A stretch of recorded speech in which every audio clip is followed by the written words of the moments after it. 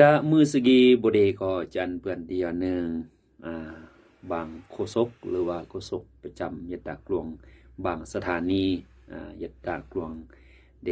ลาวอีโดยเฉพาะก็จันยอหนึ่งประวัติการเกิดเจริญเขื่อนแย่ๆเลียดๆระดับหลวงโฆษกประจำยัดดากลวงมาวิทยุนครหลวงพระบางนะตรงนี้สายจีอาเมื่อเนยัดดานี้ก็จันเปื่อนเดียวหนึ่ง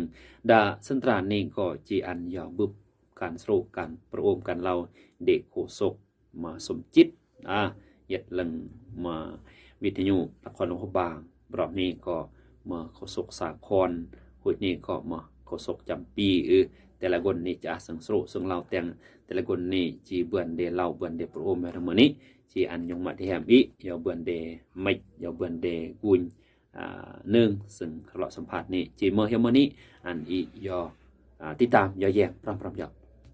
ข่าวนี่กะโดยตัวนี้ดาพงยังพาข่าวอีเบิร์นเมดดามือเมดซึ่งเปลี่ยนอาการจิ้มจิ้มมือตั้งแต่วันจันทร์ตอนวันอาทิตย์ซึ่งก็อาการเปลี่ยนเจาะการเจาะในการพาข่าวอีซึ่งมุสกินี่ก็มาเรามาเปลี่ยนเป็นสมจิตซึ่งตัวย้อนนี่ก็จะมาจำปีกับสากลที่มันกลกันมันจุดอันกลยังซึ่งแกผู้พิจารณามุสกินี่ก็เปิดการจัดรายการเหล่าแมปซึ่งเกิดขึ้นในอันนึงรวงแต่อันที่คนยังละเอาบทเรียนยกรองยศนีพนุเกิดแต่ที่คนอาเขาเป็นตัวกลางการแปลงเมียในก่อนดัง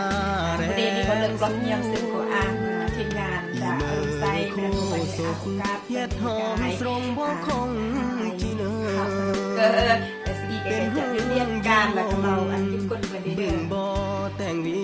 มือสกินี่เรายอมเรากาย